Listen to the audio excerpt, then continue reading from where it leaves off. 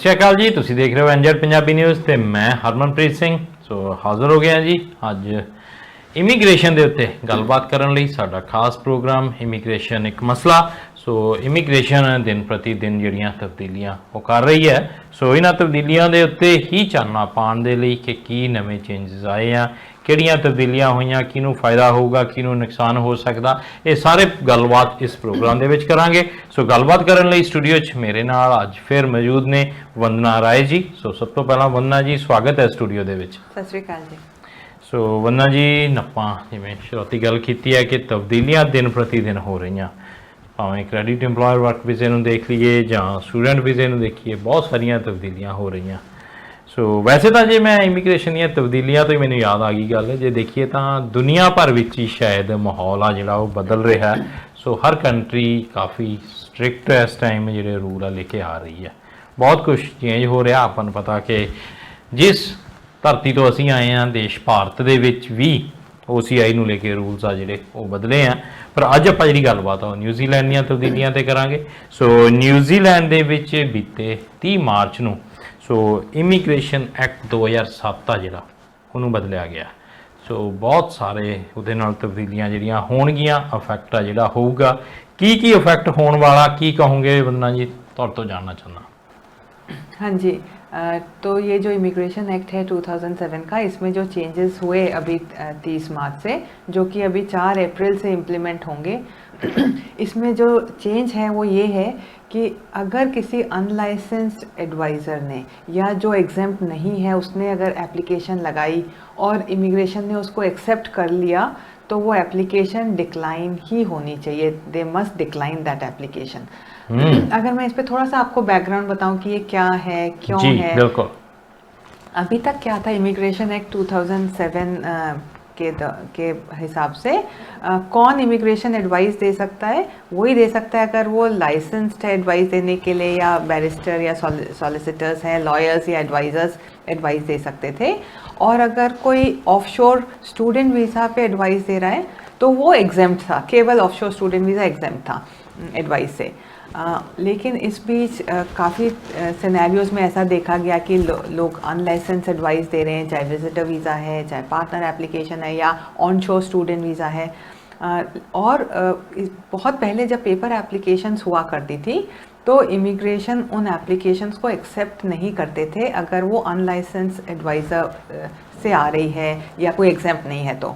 लेकिन over a period of time जब paper application से ऑनलाइन सिस्टम में चेंज हुआ तो वो एप्लीकेशंस तो ऑटोमेटिकली एक्सेप्ट हो जाती हैं जैसे ही कोई अप्लाई करता है। तो ये चेंज बड़ी क्लियरली ये मेंशन करता है कि अगर आपकी एप्लीकेशन एक्सेप्ट हो गई है इमिग्रेशन में, चाहे ऑटोमेटिकली एक्सेप्ट हो गई या किसी एरर की वजह से एक्सेप्ट हो गई, तो भी जैसे ही इमिग्रेशन को पता चलता है कि यहाँ पर अनलाइसेंस्ड एडवाइस मिली है, ऐसे बंदे ने एक्ट किया है, किसी ऐसे ने आपके बिहाफ पे एप्लीकेशन लगाई है जो लाइसेंस नहीं है या एग्जेम्प्ट भी नहीं है, तो इमिग्रेशन को वो एप्लीकेशन डिक्लाइन ही करनी पड़ेगी।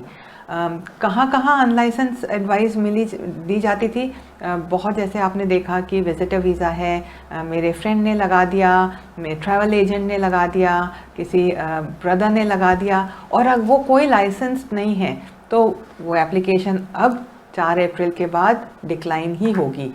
पार्टनर्स एप्लीकेशन में इमिग्रेशन एडवाइज़र या लॉयर या एग्जेम्प्ट नहीं है, चाहे ऑफशोर से, जैसे स्टूडेंट की एप्लीकेशन स्टूडेंट एजेंट लगा सकते हैं ऑफशोर से, लेकिन उसके पार्टनर की एप्लीकेशन स्टूडेंट एजेंट्स नहीं लगा सकते क्योंकि वो एग्जेम्प्ट नहीं है, या वो एडवाइस भी नहीं करते। अभी तक क्या हो रहा था कि वो लोग इन्फॉर्मेशन दे देते थे, बैक एंड पे एडवाइस कर देते थे और कहते थे ठीक है अपने नाम से लगा लो जी। तो उसमें भी बहुत देखने वाली बात यह है कि जब कोई फॉर्म भरता है, एक बहुत स्पेसिफिक क्वेश्चन आता है, have you been assisted by anyone for this application.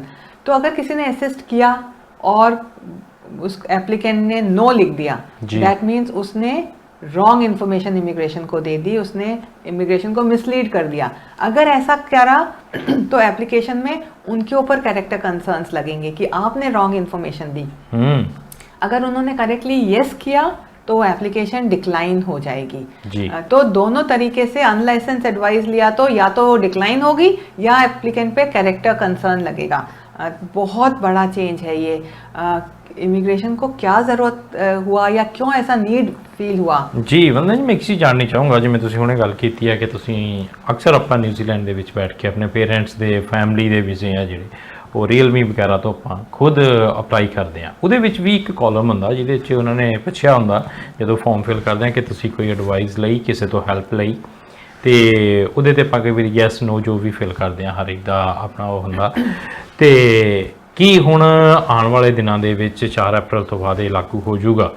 ਆਪਾਂ ਉਦੋਂ ਜਦੋਂ ਆਪ ਆਪਣੇ ਪਾਰਟਨਰ ਦੀ ਕਹਿ ਲਈਏ, ਪੇਰੈਂਟਸ ਦੀ ਕਹਿ ਲਈਏ, ਗ੍ਰੈਂਡ ਪੇਰੈਂਟਸ ਜਾਂ ਕਿਸੇ ਬ੍ਰਦਰ ਸਿਸਟਰ ਦੀ ਐਪਲੀਕੇਸ਼ਨ ਲਗਾਵਾਂਗੇ ਤਾਂ ਉਦੋਂ ਕਿਹੜੀਆਂ ਗੱਲਾਂ ਦਾ ਫਿਰ ਧਿਆਨ ਰੱਖਣਾ होगा? देखिए, मैं सबसे अगर इंडिविजुअल केस में जाए बिना अगर बताऊं तो जब कोई फॉर्म पढ़ रहे हैं, हर एक चीज़ को करेक्टली आंसर करो जी। अगर आपने किसी को असिस्ट किया तो बिल्कुल लिखो असिस्ट किया, ताकि कैरेक्टर डिक्लाइन तो बिल्कुल कोई चीज़ नहीं होनी चाहिए। तो नो सिनेरियोज में लाइसेंस एडवाइज़र ही अप्लाई कर सकता है, लेकिन एज अ ट्रांसलेटर अगर आप हेल्प कर रहे हो, जो कर रहे हो, एप्लीकेशन में हर चीज़ करेक्टली मेंशन करो।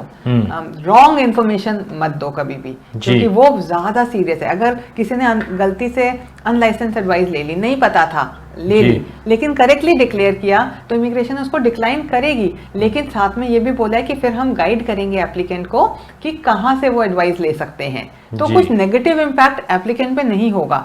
लेकिन अगर किसी ने डिक्लेयर नहीं किया और रॉन्ग इन्फॉर्मेशन दे दी तो वो कैरेक्टर डिक्लाइन हो सकती है, और फिर बाद में आगे की फ्यूचर एप्लीकेशंस में भी कैरेक्टर इम्प्लीकेशन होगा। आपने देखा होगा कि अगर किसी ने एक एप्लीकेशन में कुछ गलत बोला जी, चाहे वो वीज़ा का कोई डिक्लाइन नहीं बताया या कोई एजेंट विद होल्ड किया या कुछ भी रॉन्ग इन्फॉर्मेशन दी, तो वो हर एप्लीकेशन में फिर कैरेक्टर वेवर लेने की ज़रूरत पड़ सकती है, अदरवाइज कैरेक्टर डिक्लाइन होगा। इतना सीरियस इम्प्लीकेशन है। बहुत लोग हमसे ऐसे सवाल पूछ रहे हैं कि इमिग्रेशन को कैसे पता चलेगा कि अगर हम डिक्लेयर नहीं करते तो कैसे पता चलेगा? बहुत तरीके हैं इमिग्रेशन को, और ये वो आज से 8-10 साल पहले बहुत डिटेल में जाया करते थे। यही पावर्स अब इमिग्रेशन को इस एक्ट के चेंज से दोबारा मिल रही हैं। कैसे पता चल सकता है? अगर स्टूडेंट वीज़ा की बात करूं, ऑन शोर में है तो ऑफर लेटर किसी एजेंट के नाम पे है, फाइल बच्चा डायरेक्ट लगा रहा है जी। ऑन शोर में एडवाइस कोई नहीं दे सकता, एग्जेम्प्ट नहीं है। ऑन शोर स्टूडेंट वीज़ा एडवाइस देना लाइसेंसिंग एक्ट से एग्जेम्प्ट नहीं है। तो इमिग्रेशन को दिखेगा कि अगर किसी ने ऑफर दिया है तो उन्होंने पाथवे तो बताया होगा, क्या डॉक्यूमेंट चाहिए बताया होगा, क्या फंड्स अरेंज करने हैं बताया होगा। दैट मीन्स किसी ने तो एडवाइस किया है। अगर वो डिक्लेयर नहीं है या है, इस पे क्वेश्चंस रेज हो सकते हैं। तो ये एक चीज़ है। अगर किसी को विजिटर वीज़ा की बात करूं, किसी को इंग्लिश नहीं आती है, पंजाबी में साइन है, हिंदी में साइन है, तो इंग्लिश नहीं आती है, लेकिन एप्लीकेशन फॉर्म तो पूरा इंग्लिश में था, सारे एप्लीकेशन फॉर्म सबमिट किया, और अगर कोई कह रहा है कि मैंने एडवाइस नहीं लिया तो फिर वो पॉसिबल नहीं है, कहीं तो कुछ चीज़ गलत है, वो सामने रिफ्लेक्ट हो जाएगी। ਇਹੀ ਮੇਰਾ ਕੁਐਸਚਨ ਸੀਗਾ ਕਿ ਹੁਣ ਬਹੁਤ ਸਾਰੇ ਜਿਹੜੇ ਸਾਡੇ ਪੇਰੈਂਟਸ ਜਿਵੇਂ ਇੱਥੇ ਆਏ ਹੋਏ ਆ, ਆਪਾਂ ਉਹਨਾਂ ਦਾ ਵੀਜ਼ਾ ਵਧਾਉਣਾ ਚਾਹੁੰਦੇ ਆ, ਆਪਾਂ ਆਪ ਉਹਨਾਂ ਦੀ ਐਪਲੀਕੇਸ਼ਨ ਆਨਲਾਈਨ ਜਿਹੜੀ ਅਪਲਾਈ ਕਰ ਦਿੰਦੇ ਆ, ਕਿ ਉਹਦੇ ਲਈ ਹੁਣ ਆਪਾਂ ਨੂੰ ਐਡਵਾਈਜ਼ਰ ਲੱਭਣਾ ਪਊਗਾ, ਅਸੀਂ ਖੁਦ ਅਪਲਾਈ ਨਹੀਂ ਕਰ ਸਕਦੇ? देखो, आप एडवाइस तो नहीं दे सकते जी। कोई सिर्फ एज अ ट्रांसलेटर हेल्प कर रहा है, फॉर्म में क्या लिखा है बता रहा है, वो अलग चीज़ है। लेकिन किसी के बिहाफ पे एप्लीकेशन सबमिट करना नहीं। अगर आप अपने रिलेटिव्स की ये सोच के कि मेरे फादर हैं, मदर हैं, तो मैं एडवाइस दे सकता हूँ, फैमिली सेटिंग में नहीं। तो एक्ट में फैमिली सेटिंग में भी इमिग्रेशन एडवाइस नहीं दे सकते अनलेस आप लाइसेंस एडवाइज़र हो। तो बहुत केयरफुली हैंडल करने वाली बात है ये जी। ਤੇ ਮੈਂ ਗੱਲ ਜਿੱਥੇ ਮੈਂ ਤੁਹਾਡਾ ਰੋਕਿਆ ਸੀ ਉਹਦੇ ਤੇ ਆਉਂਗਾ ਕਿ ਇਸ ਚੀਜ਼ ਦੀ ਲੋੜ ਕਿਉਂ ਪਈ। ਤੇ ਆਪਾਂ ਦੇਖਿਆ ਕਿ ਜੋ ਨਿਊਜ਼ੀਲੈਂਡ ਦੇ ਇਸ ਟਾਈਮ ਹਾਲਾਤ ਆ, ਜਿਸ ਤਰੀਕੇ ਨਾਲ ਨਿਊਜ਼ੀਲੈਂਡ ਦੇ ਵਿੱਚ ਪਿਛਲੇ ਸਮੇਂ ਦੇ ਵਿੱਚ ਕ੍ਰੈਡਿਟ ਏਮਪਲੋਇਰ ਵਰਕ ਵੀਜ਼ੇ ਤੇ ਧੜਾਧੜ ਜਿਹੜੇ ਕੰਮ ਆ ਉਹ ਪਹੁੰਚੇ ਆ, ਉਹਦੇ 'ਚ ਇਮੀਗ੍ਰੇਸ਼ਨ ਨੇ ਖੁਦ ਸ਼ਾਇਦ ਇਹ ਮੰਨਿਆ ਵੀ ਆ ਕਿ ਕੁਝ ਚੀਜ਼ਾਂ ਦੀ ਕਮੀ ਆ ਉਹ ਰਹਿ ਗਈ ਆ, ਤੇ ਵਿਜ਼ਟਰ ਵੀਜ਼ੇ ਨੂੰ ਲੈ ਕੇ ਵੀ ਬਹੁਤ ਕੁਝ ਜਿਹੜਾ ਉਹ ਚੱਲਿਆ। ਤੇ ਤੁਹਾਨੂੰ ਕੀ ਲੱਗਦਾ ਕਿ ਨਿਊਜ਼ੀਲੈਂਡ ਦੇ ਵਿੱਚ ਇਹ ਤਬਦੀਲੀਆਂ ਕਰਨ ਦੀ ਜ਼ਰੂਰਤ ਅੱਜ ਤਾਂ ਪਈ ਕਿ ਹੁਣ ਬੰਦੇ ਜਿਹੜੇ ਨਿਊਜ਼ੀਲੈਂਡ ਦੇ ਵਿੱਚ ਬਹੁਤ ਜ਼ਿਆਦਾ ਆ ਗਏ ਤੇ ਬਹੁਤ ਤਰ੍ਹਾਂ ਦੀਆਂ ਜਿਹੜੀਆਂ ਖਬਰਾਂ ਉਹ ਆ ਰਹੀਆਂ, ਫਿਰ ਬਾਅਦ ਚੋਂ ਸ਼ੋਸ਼ਣ ਨੂੰ ਲੈ ਕੇ ਬਹੁਤ ਕੁਝ ਹੋਇਆ, बहुत खबर आईਆਂ, ਤੁਸੀਂ ਕੀ ਕਹੋਗੇ? हाँ जी बिल्कुल। तो जो भी ये चेंज हुआ, सबसे पहले तो मैं ये क्लियर करूंगी कि ये चेंज माइग्रेंट प्रोटेक्शन के लिए हुआ है, कि माइग्रेंट की जो उनको करेक्ट एडवाइस मिले, करेक्ट पाथवे मिले, उनकी एप्लीकेशन बिल्कुल फेयर तरीके से असेस हो। तो इंटेंट माइग्रेंट को प्रोटेक्ट करने का ही है कि गलत एडवाइस ना मिले। क्यों उनको नीड महसूस हुई? पिछले अगर हम कुछ सालों में देखें, बहुत सारा exploitation accredited employer work visa के स्पेस में दिखा, जो कि अगर उस पर जब इन्वेस्टिगेशन हुई तो रूट कॉज हुआ कि फर्स्ट एप्लीकेशन में गलत एडवाइस दे दी, जॉब नहीं था, गलत एप्लीकेशन लग गई। इसी तरह विजिटर वीज़ाज पे बहुत लोग आए और यहाँ पर आके कईयों ने रिफ्यूजी के कैटेगरीज में एप्लीकेशन डाल दी, कई लोगों ने फर्दर चेंजेस कर लिए। तो अंदर इन्वेस्टिगेशंस में ये बड़ी क्लियरली पता चलता है कि ये लोग जेन्युइन विजिटर्स नहीं थे। अगर करेक्ट एडवाइस किसी ने दी होती तो इनको किसी ने विजिटर वीज़ा लगाने की एडवाइस नहीं देनी चाहिए थी और एप्लीकेशन भी अप्रूव नहीं होनी चाहिए थी अगर कोई जेन्युइन एप्लीकेंट की रिक्वायरमेंट नहीं मीट कर रहा। तो कहीं ना कहीं सिस्टम फेल हुआ, कहीं ना कहीं सब कुछ जैसे होना चाहिए था नहीं हुआ, और अंत में प्रॉब्लम किसको हुई? माइग्रेंट को। तो अल्टीमेटली ये चेंजेस आए कि माइग्रेंट को प्रोटेक्ट करें, वही न्यूजीलैंड में आए जो एलिजिबल हैं, जिनको कोई लॉफुली पाथवे दिखते हैं, जो जेन्युइनली इंटेंट करते हैं उस पर्पस के लिए लगाना। तो ये बहुत सारे विजिटर वीज़ा आपने भी देखा होगा, इतने अनलाइसेंस लोगों ने लगाए और सिस्टम में ऑटोमेटिकली, क्योंकि ऑनलाइन एप्लीकेशन है, सिस्टम में ऑटोमेटिकली एक्सेप्ट हो जाते हैं, ऑटोमेटिकली एक्सेप्ट हो गए। और जो इमिग्रेशन एक्ट पुराना था उसमें ये था कि अनलाइसेंस एडवाइज़र की एप्लीकेशन को हम we will refuse to accept, लेकिन अब एक्सेप्ट हो गया तो डिक्लाइन के लिए बहुत लंबा प्रोसेस हो जाता है, कैरेक्टर डिक्लाइन करने के लिए, तो वो अप्रूव होते चले गए विदाउट नोटिसिंग। और आज 4 अप्रैल के बाद बहुत ज़्यादा एम्पावर किया है इमिग्रेशन न्यूजीलैंड को, तो डेफिनेटली अनलाइसेंस एडवाइस को इमीडिएट डिक्लाइन होगा जी। सो ਆਪਾਂ ਗੱਲ ਕਰੀਏ ਇੰਟਰਮ ਵੀਜ਼ੇ ਦੀ। ਸੋ ਤਬਦੀਲੀਆਂ ਇੰਟਰਮ ਵੀਜ਼ੇ ਨੂੰ ਲੈ ਕੇ ਵੀ ਆਈਆਂ 15 ਜੀ, ਉਹਨਾਂ ਬਾਰੇ ਤੁਹਾਤੋਂ जानना चाहूँगा।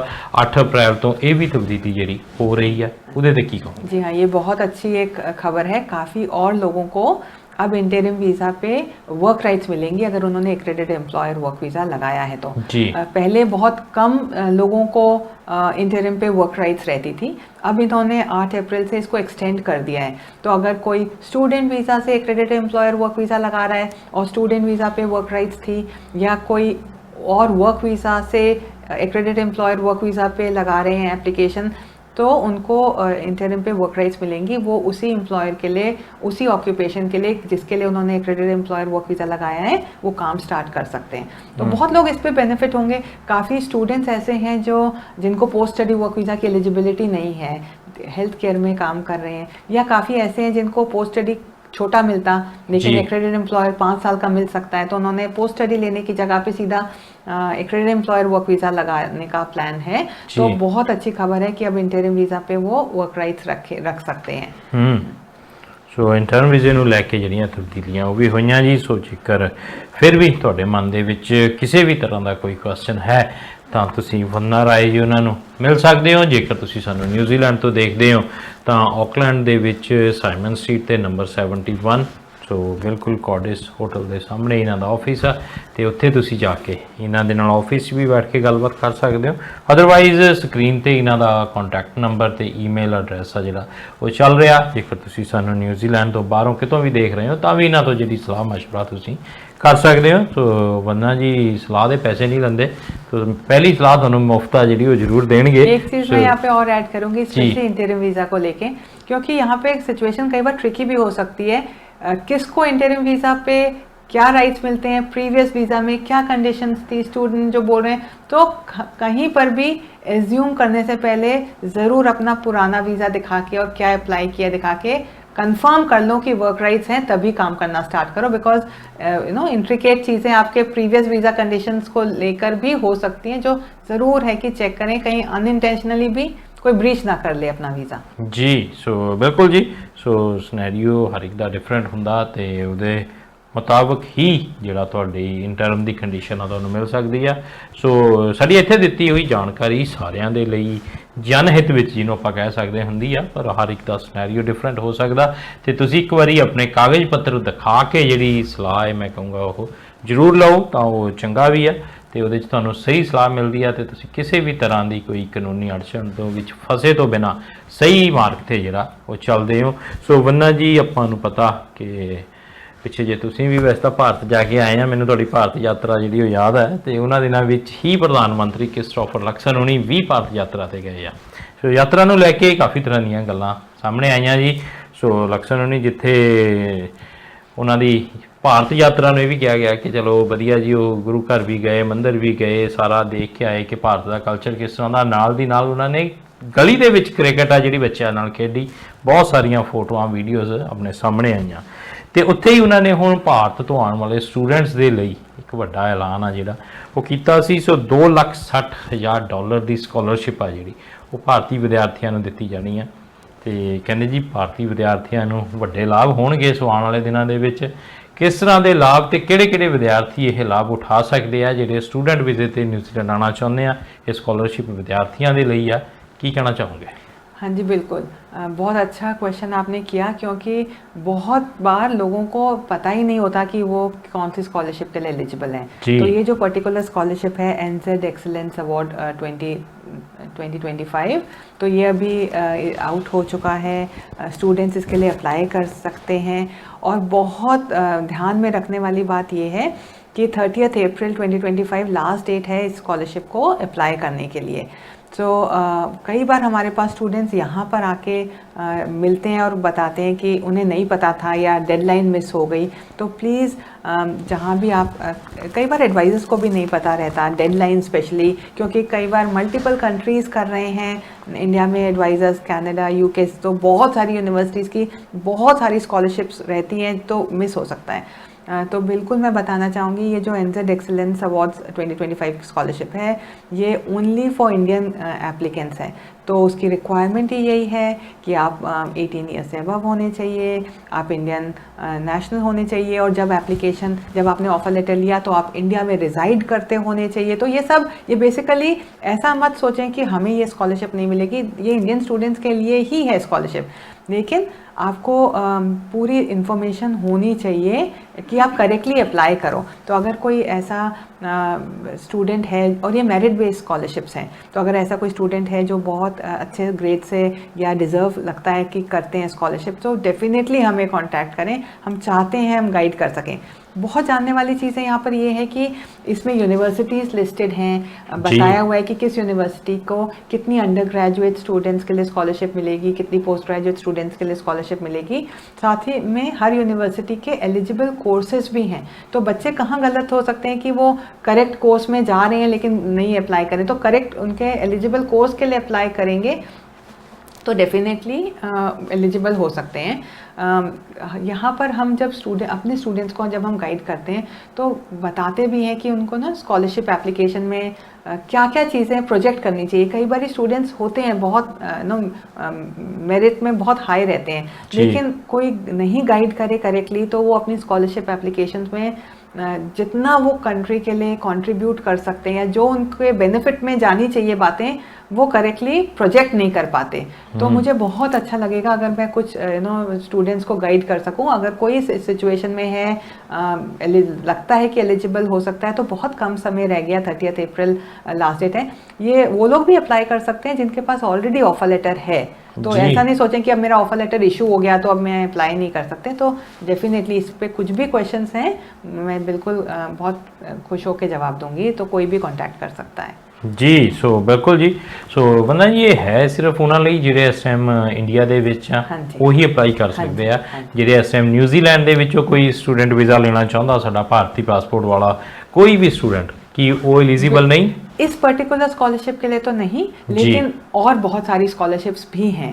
कई बार स्टूडेंट्स को उसका भी नहीं पता होता। कई यूनिवर्सिटीज़ बर्सरीज देती हैं, कई प्रमोशनल बेनिफिट्स देती हैं, तो ऑनशोर स्टूडेंट्स के लिए भी स्कॉलरशिप्स होती हैं। तो ये वाली पर्टिकुलर नहीं, लेकिन बिल्कुल हैं। तो अगर कोई अपने अच्छी क्वालिटी एजुकेशन चाहता है लेकिन फंड्स की वजह से नहीं अफोर्ड कर पा रहे, तो डेफिनेटली कॉन्टैक्ट करें, बिकॉज स्कॉलरशिप्स के ऑप्शंस ऑनशोर स्टूडेंट्स के लिए भी हैं जी। सो ਜਿਵੇਂ ਬੰਦਾ ਜੀ ਨੇ ਕਿਹਾ ਕਿ ਜੇਕਰ ਤੁਹਾਡਾ ਵੀ ਸਕਾਲਰਸ਼ਿਪ ਨੂੰ ਲੈ ਕੇ ਕੋਈ ਵੀ ਕੁਐਸਚਨ ਹੈਗਾ ਤਾਂ ਤੁਸੀਂ ਵਾਕਈ ਇਹਨਾਂ ਦੇ ਨਾਲ ਇਹਨਾਂ ਦੇ ਦੱਸੇ ਹੋਏ ਫੋਨ ਨੰਬਰ ਜਾਂ ਈਮੇਲ ਐਡਰੈਸ ਤੇ ਇੰਡੀਆ ਦੇ ਵਿੱਚੋਂ ਜਾਂ ਭਾਰਤ ਤੋਂ ਬਾਹਰ ਤੁਸੀਂ ਸਾਨੂੰ ਨਿਊਜ਼ੀਲੈਂਡ ਤੋਂ ਬਾਹਰ ਸਾਨੂੰ ਜਿੱਥੋਂ ਵੀ ਦੇਖ ਰਹੇ ਹੋ ਉੱਥੋਂ ਕੰਟੈਕਟ ਕਰ ਸਕਦੇ ਹੋ। ਪਰ ਜੇਕਰ ਤੁਸੀਂ ਨਿਊਜ਼ੀਲੈਂਡ ਦੇ ਵਿੱਚੋਂ ਤੁਹਾਨੂੰ ਇਹ ਸਕਾਲਰਸ਼ਿਪ ਆ ਜਿਹੜੀ ਨਹੀਂ ਮਿਲ ਸਕਦੀ, ਪਰ ਹੋਰ ਬਹੁਤ ਸਾਰੀਆਂ ਸਕਾਲਰਸ਼ਿਪ ਜਿਹੜੀਆਂ ਤੁਸੀਂ ਉਹਨਾਂ ਦੇ ਲਈ ਅਪਲਾਈ ਕਰ ਸਕਦੇ ਹੋ। ਤੇ ਕਹੂੰਗਾ ਮੈਂ ਫਿਰ ਉਹੀ ਕਿ ਆਕਲੈਂਡ ਸਿਟੀ ਦੇ ਵਿੱਚ ਬੜਾ ਸੋਹਣਾ ਇਹਨਾਂ ਦਾ ਦਫ਼ਤਰ ਹੈ। ਅਸੀਂ ਹੁਣੇ ਥੋੜੀ ਦੇਰ ਪਹਿਲਾਂ ਗੱਲ ਕਰਕੇ ਹਟੇ ਹਾਂ, ਇਹਨਾਂ ਨੇ ਹੁਣ ਬਾਹਰ ਵੱਡਾ ਵੱਡਾ ਕਰਕੇ ਲਿਖਾ ਵੀ ਦਿੱਤਾ। ਸੋ ਉੱਥੇ ਜਾ ਕੇ ਤੁਸੀਂ ਜਿਹੜਾ ਇਹਨਾਂ ਦੇ ਆਫਿਸ 'ਚ ਜਾ ਕੇ ਗੱਲਬਾਤ ਆ ਕਰ ਸਕਦੇ ਹੋ। ਸੋ ਕੋਰਡਿਸ ਹੋਟਲ ਦੇ ਕੋਲ ਜਾ ਕੇ ਤੁਸੀਂ ਬਿਲਕੁਲ ਜਦੋਂ ਸਾਹਮਣੇ ਦੇਖਦੇ ਹੋ ਤਾਂ ਇਮੀਗ੍ਰੇਸ਼ਨ ਐਡਵਾਈਜ਼ਰਸ ਜਿਹੜਾ ਉੱਥੇ ਸਾਹਮਣੇ ਲਿਖਿਆ ਤੁਹਾਨੂੰ ਬਿਲਡਿੰਗ ਤੇ ਦਿਖਦਾ, ਤੇ ਤੁਸੀਂ ਇਹਨਾਂ ਦੇ ਆਫਿਸ ਬੈਠ ਕੇ ਗੱਲਬਾਤ ਕਰੋ ਤੇ ਤੁਹਾਨੂੰ ਹੋਰ ਜਿਹੜੀ ਇਹਦੇ ਬਾਰੇ ਜਾਣਕਾਰੀ ਆ ਉਹ ਮਿਲ ਸਕਦੀ ਆ। ਸੋ ਬੰਦਾ ਜੀ ਇੱਕ ਕੁਐਸਚਨ ਸਾਡੇ ਕੋਲ ਜਿਹੜਾ ਅਕਸਰ ਪੋਸਟ ਸਟੱਡੀ ਵਰਕ ਵੀਜ਼ੇ ਨੂੰ ਲੈ ਕੇ ਆ ਰਿਹਾ। ਸੋ ਪੋਸਟ ਸਟੱਡੀ ਵਰਕ ਵੀਜ਼ੇ ਤੇ ਬਹੁਤ ਸਾਰੇ ਸਟੂਡੈਂਟ ਜਿਹੜੇ ਸਟੱਡੀ ਤੋਂ ਬਾਅਦ ਪੋਸਟ ਸਟੱਡੀ ਵਰਕ ਵੀਜ਼ਾ ਲੈਂਦੇ ਆ, ਉਹ ਸਟੱਡੀ ਤਾਂ ਕਰ ਲਈ, ਸਟੱਡੀ ਤੋਂ ਬਾਅਦ ਹੁਣ ਪਤਾ ਨਹੀਂ ਲੱਗ ਰਿਹਾ ਕਿ ਕਿੱਧਰਲੇ ਪਾਸੇ ਕੰਮ ਕਰਾਂ। ਪਰ ਨਿਊਜ਼ੀਲੈਂਡ 'ਚ ਮਹਿੰਗਾਈ ਇੰਨੀ ਹੈ, ਖਰਚੇ ਕੱਢਣੇ ਬੜੇ ਔਖੇ ਆ, ਹਰ ਇੱਕ ਨੂੰ ਕੰਮ ਆ ਜਿਹੜਾ ਇੱਥੇ ਚਾਹੀਦਾ, ਤੇ ਫਿਰ ਕਈ ਵਾਰੀ ਹੁੰਦਾ ਕਿ ਯਾਰ ਜਿੱਥੇ ਛੋਟੀ ਮੋਟੀ ਜੌਬ ਮਿਲਦੀ ਆ ਕਰ ਲਓ। ਤੇ ਪਰ ਨਾਲ ਇਹ ਵੀ ਮਨ ਦੇ ਵਿੱਚ ਚਿੰਤਾ ਰਹਿੰਦੀ ਹੈ ਕਿ ਯਾਰ ਛੋਟੀ ਜੌਬ ਜੇ ਮੈਂ ਕਰ ਲਿਆ, ਮੇਰੀ ਸਟੱਡੀ ਕੋਈ ਹੋਰ ਆ ਤੇ ਜੌਬ ਮੈਂ ਕੋਈ ਹੋਰ ਕਰਨ ਲੱਗ ਗਿਆ, ਪਤਾ ਨਹੀਂ ਮੈਨੂੰ ਇਹਦੇ 'ਚ ਅੱਗੇ PR ਦਾ ਰਸਤਾ ਬਣੂਗਾ ਨਹੀਂ ਬਣੂਗਾ, ਤੇ ਮੈਂ ਜਿਹੜਾ ਐਕਸਪੀਰੀਅੰਸ ਅਕਾਊਂਟ ਹੋਊਗਾ ਨਹੀਂ ਹੋਊਗਾ। ਤੁਸੀਂ ਕੀ ਕਹਿਣਾ ਚਾਹੋਗੇ ਇਹਦੇ ਤੇ ਪੋਸਟ ਸਟੱਡੀ ਵਰਕ ਵੀਜ਼ੇ ਵਾਲਿਆਂ ਦੇ ਜਿਹੜੇ ਕੁਐਸਚਨ ਆ ਕਿ ਜੇ ਕੰਮ ਨਹੀਂ ਮਿਲਦਾ ਤੇ ਫਿਰ ਕੋਈ ਵੀ ਕੰਮ ਉਹ ਕਰ ਸਕਦੇ ਆ? PR ਲਈ ਕਿਹੜਾ ਕੰਮ ਆ ਜਿਹੜਾ ਪੋਸਟ ਸਟੱਡੀ ਵਰਕ ਵੀਜ਼ੇ ਤੋਂ ਬਾਅਦ ਕਿ PR ਦਾ ਰਸਤਾ ਸੌਖਾ ਹੋਵੇ? हाँ जी, देखिए पोस्ट स्टडी वर्क वीज़ा पे वैसे तो ओपन वर्क कंडीशंस रहती हैं, दैट मीन्स वीज़ा तो उन्हें अलाउ करता है कि कुछ भी काम कर सकते हैं, लेकिन मैं समझती हूँ वो काम करना चाहते हैं जो उनको स्किल्ड वर्क एक्सपीरियंस के पॉइंट्स दिला सके। सपोज किसी ने मास्टर्स किया, यहाँ पे मास्टर्स के उसको 5 पॉइंट मिले तो उसे अब 1 साल का स्किल वर्क एक्सपीरियंस का पॉइंट लेना है। हमारे पास भी बहुत सारे बच्चे ऐसे क्वेश्चन लेकर आते हैं कि ये जो स्किल्ड वर्क एक्सपीरियंस का पॉइंट है, इसमें पहला क्वेश्चन ये कि ये जो मेरा वर्क है ये मेरे न्यूजीलैंड क्वालिफिकेशन से ही मैच होता रहना चाहिए, ये बहुत लोगों को ऐसा धारणा है। तो मैं बताना चाहूँगी कि बिल्कुल ज़रूरी नहीं है। आपने suppose bachelors let's say business में करी है, या बैचलर्स आपने IT में करा था, यहाँ पे मास्टर्स आपने बिजनेस एनालिटिक्स में कर लिया या ह्यूमन रिसोर्स में कर लिया, तो आप जो काम ढूंढेंगे न्यूजीलैंड में जो आपके लिए स्किल्ड वर्क एक्सपीरियंस होगा, वो आप उसके लिए आप स्किल्ड हो, आपको ये प्रूव करना है। ये प्रूव नहीं करना कि न्यूजीलैंड की क्वालिफिकेशन ने ही आपको स्किल्ड कराया है। वो आप स्किल्ड आप इंडियन क्वालिफिकेशन अपने ओवरसीज क्वालिफिकेशन से हो सकते हो, वो स्किल्ड आप अपने प्रीवियस वर्क एक्सपीरियंस से भी हो सकते हो। तो आप उस चीज़ को करने के लिए स्किल्ड हो, लेकिन ज़रूरी नहीं कि न्यूजीलैंड क्वालिफिकेशन से ही अलाइन हो। काफ़ी बच्चों को ये नहीं पता होता, तो वो अपने जो वर्क की जो चॉइस है वो बहुत रिस्ट्रिक्ट कर देते हैं। उन्हें पता ही नहीं कि वो इतनी सारी जॉब्स देख सकते हैं, तो वो केवल अपने न्यूजीलैंड क्वालिफिकेशन के हिसाब से ढूंढते रहते हैं। तो डेफिनेटली एक ये चीज़ है। दूसरी उनको क्योंकि एंस्को के बारे में ज़्यादा जानकारी नहीं हो सकती ऑफशोर में, क्योंकि एग्जेम्प्ट एडवाइजर्स भी लगाते हैं, तो किसी ने वो इन्फॉर्मेशन कभी नहीं दी होगी। तो यहाँ के पता चलता है कि वो अगर एंस्को 1 2 3 का रोल होना चाहिए, एंस्को 1 2 3 का रोल है तो मीडियम वेज मिलना चाहिए। और एंस्को अगर मैं बाकी लोगों के लिए बताऊँ तो Australia and New Zealand standard classification of occupation है, जिसको अभी इस साल चेंज कर दिया जाएगा नेशनल ऑक्यूपेशन लिस्ट से। तो ये लिस्ट अभी चेंज हो रही है। तो बहुत लोगों में कन्फ्यूजन होता है। हम अपने क्लाइंट्स को तो ये बोलते हैं आपके लिए बहुत मुश्किल है समझना, क्योंकि एंस्को में जॉब टाइटल मैच होना चाहिए कि जॉब ड्यूटीज़ मैच होनी चाहिए। कई बार वो सोचते हैं टाइटल मिल गया, लेकिन ऐसा तो नहीं रहता। इमिग्रेशन ऑफिसर जब प्रोसेस करेगा तो वो टाइटल नहीं देखेगा, वो इंडिविजुअल ड्यूटीज़ देखेगा कि क्या आप उस एंस्को की ड्यूटीज़ कर रहे हो कि नहीं। तो बच्चों के लिए बहुत मुश्किल है ये समझना, और बहुत इंपॉर्टेंट है, क्योंकि अगर 1 साल के बाद पता चला कि गलत वर्क था या वो एलिजिबल वर्क नहीं था तो बहुत टाइम वेस्टेड है।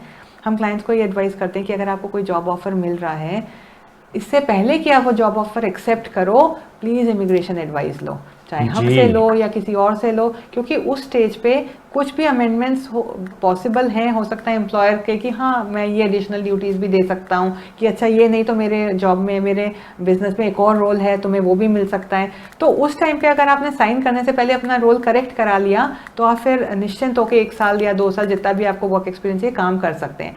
तो रेजिडेंस लगाने के टाइम पे एडवाइस मत लें प्लीज़। जब आपको कोई जॉब ऑफर मिल रहा है, साइन करने से पहले ज़रूर एडवाइस लें कि ये मुझे स्किल्ड वर्क एक्सपीरियंस के पॉइंट्स देगा या कुछ कंसर्न्स हैं तो अगर अभी मिटिगेट हो सकते हैं। जी सो बिल्कुल जी, पोस्ट स्टडी वर्क ਵੀਜ਼ੇ ਵਾਲਿਆਂ ਦੇ ਲਈ ਸਾਡੀ ਅੱਜ ਦੀ ਜਿਹੜੀ ਜਾਣਕਾਰੀ ਸੀ। ਸੋ ਬੰਦਾ ਜੀ ਇਹ ਤਾਂ ਹੋ ਗਏ ਜਿਨ੍ਹਾਂ ਨੂੰ ਵਰਕ ਵੀਜ਼ਾ ਮਿਲਦਾ। ਸੋ ਬਹੁਤ ਸਾਰੇ ਨਿਊਜ਼ੀਲੈਂਡ ਦੇ ਵਿੱਚ ਸਾਡੇ ਭੈਣ ਭਰਾ ਇਸ ਤਰ੍ਹਾਂ ਦੇ ਵੀ ਆ ਜਿਨ੍ਹਾਂ ਨੂੰ post study work visa study ਤੋਂ ਬਾਅਦ ਮਿਲ ਹੀ ਨਹੀਂ ਰਿਹਾ ਤੇ ਉਹਨਾਂ ਦਾ ਵੀ ਕੁਐਸਚਨ ਆ ਰਹੇ ਆ ਕਿ ਸਾਡੇ ਲਈ ਵੀ ਕੁਐਸਚਨ ਪੁੱਛੋ ਕਿ ਸਾਡੇ ਲਈ ਅੱਗੇ ਰਸਤਾ ਕੀ ਹੋ ਸਕਦਾ, ਕੀ ਸਾਨੂੰ ਸਟੱਡੀ ਦੁਆਰਾ ਲੈਣੀ ਪਊਗੀ ਜਾਂ ਉਹ ਕਿਸੇ ਹੋਰ ਪਾਸੇ ਵੀ ਜਾ ਸਕਦੇ ਆ ਜਿਨ੍ਹਾਂ ਨੂੰ पोस्ट स्टडी वर्क वीज़ा नहीं मिलता वो की करना। हाँ जी, हमारे पास भी ऐसे बहुत लोग आते हैं जिनको जी। पोस्ट स्टडी वर्क वीज़ा नहीं मिलता। तो यूजुअली जैसे हेल्थ केयर की स्टडी करी उसके बाद पोस्ट स्टडी नहीं है या कुछ और स्टडी की तो 1 महीने का एक्स्ट्रा टाइम मिला होता है कोर्स ख़त्म करने के बाद वीज़ा ड्यूरेशन में। तो अगर लग रहा है कि जॉब ऑफ़र नहीं मिलेगी तो डेफिनेटली स्टडी करना एक ऑप्शन है। लेकिन जब सेकंड टाइम स्टडी करें तो बहुत ज़रूरी है कई चीज़ें देखना। पहली चीज़ इमिग्रेशन, अगर वो चेंज कर रहे हैं स्ट्रीम तो इमिग्रेशन को कैसे बताएंगे कि पहले तो मैंने ये पढ़ाई करी है, अब अचानक से मैं ये पढ़ाई क्यों कर रहा हूँ। पहले स्टेटमेंट ऑफ पर्पस में कुछ बातें लिखी होंगी कि मैं ये पढ़ना चाहता हूँ तो इसके बाद मैं ये करूँगा, मैं ये करूँगी या जो भी है। तो अब जब आप कुछ और पढ़ने जाएंगे तो वो बातों को आप कैसे जस्टिफाई करेंगे, तो वो अलाइन होनी चाहिए। दूसरा, जो कोर्स अब आप चुनेंगे वो बहुत केयरफुली भी चुनना है। उसके बाद पोस्ट स्टडी वर्क वीज़ा मिलता है, क्या वो 1 साल का है या 3 साल का है या क्या वो उसमें कुछ स्कॉलरशिप मिलने का चांस है। तो बहुत चीज़ें ये ध्यान में रख के सेकेंड टाइम पढ़ें, क्योंकि ऐसा नहीं होना चाहिए कि सेकेंड टाइम भी गलत चॉइस हो जाए या ऐसा नहीं होना चाहिए कि सेकेंड टाइम जो कोर्स चुना उस पर इमिग्रेशन ने क्वेश्चन रेज कर दिए। तो दोनों चीज़ें देखने वाली हैं, बहुत केयरफुली चुनें। लेकिन डेफिनेटली सेकेंड कोर्स करने की ज़रूरत पड़ सकती है अगर जॉब ऑफर नहीं मिल रहा। कई बार बच्चे सिचुएशन में होते हैं कि हाँ मैं सेकेंड टाइम तो स्टडी कर सकता हूँ, फैमिली भी सपोर्ट कर रही है, लेकिन थोड़ा सा समय चाहिए वो मुझे पैसा भेजने में और 1 ही मंथ का टाइम बचा है। तो ऐसे में बिल्कुल कई ऑप्शंस हैं, वो विजिटर वीज़ा भी ले सकते हैं ताकि जॉब ऑफर मुझे कॉलेज का ऑफर लेटर में टाइम लग रहा है या फैमिली फंड्स भेजने में टाइम ले रही है तो समय ले लें, लेकिन कोर्स की चॉइस गलत मत करें और उसको बड़ी केयरफुली एप्लीकेशन को लगाएं, क्योंकि इमिग्रेशन प्रीवियस इन्फॉर्मेशन जो आपने दी है उस और अब जो दे रहे हैं दोनों को भी कोरिलेट कर सकती है जी। सो जिन्हों पंजाबी कह देंगे हैं जी काली कि काली करके तुसीं कदे भी कोई डिसीजन है जिहड़ा वो ना लो, खास तौर पर जो तुहानूं पोस्ट स्टडी वर्क वीज़ा जिक्र नहीं मिलता तो अगे का डिसीजन है जिहड़ा वो बड़े ध्यान नाल तुहानूं लेण दी जरूरत है जिहड़ी हैगी आ। सो वंदना जी तुसीं अहम जानकारी साडे दर्शकां नाल सांझी कीती, स्टूडियो आए, तुहाडा बहुत बहुत धन्नवाद। सत श्री अकाल जी, थैंक यू। सो ये सन जी वंदना राय होरी जिन्हां ने अहम जानकारी साडे नाल सांझी कीती है। जेकर हजे भी तुहाडा कोई भी क्वेश्चन हैगा सो 30 मार्च तो होईयां तब्दीलियां दे लई सो जां फिर भारत तो ਜਿਹੜੇ कोई स्टूडेंट न्यूजीलैंड आना चाਹੁੰਦੇ ਆ ਉਹਨਾਂ ਨੂੰ ਸਕੋਲਰਸ਼ਿਪ ਦੇ ਨਾਲ ਕੋਈ ਵੀ ਕੁਐਸਚਨ ਹੈ ਤਾਂ ਵੰਦਨਾ ਰਾਏ ਉਹਨਾਂ ਦਾ ਨੰਬਰ ਸਕਰੀਨ ਤੇ ਨਾਲ ਸਾਡੇ ਪ੍ਰੋਗਰਾਮ ਦੇ ਵਿੱਚ ਚੱਲਦਾ ਰਿਹਾ, ਤੁਸੀਂ ਇਹਨੂੰ ਜਿਹੜਾ ਸੁਣ ਸਕਦੇ ਹੋ ਤੇ ਵੰਦਨਾ ਰਾਏ ਉਹਨਾਂ ਨਾਲ ਜਿਹੜੀ ਗੱਲਬਾਤ ਆ ਕਰ ਸਕਦੇ ਹੋ। ਇੱਥੇ ਹੀ ਹੁਣ ਤੁਸੀਂ ਮੈਨੂੰ ਹਰਮਨ ਨੂੰ ਦਿਓ ਇਜਾਜ਼ਤ, ਹੋਰ ਖਬਰਾਂ ਲਈ ਦੇਖਦੇ ਰਹੋ NZ ਪੰਜਾਬੀ ਨਿਊਜ਼। ਧੰਨਵਾਦ, ਸਤਿ ਸ਼੍ਰੀ ਅਕਾਲ।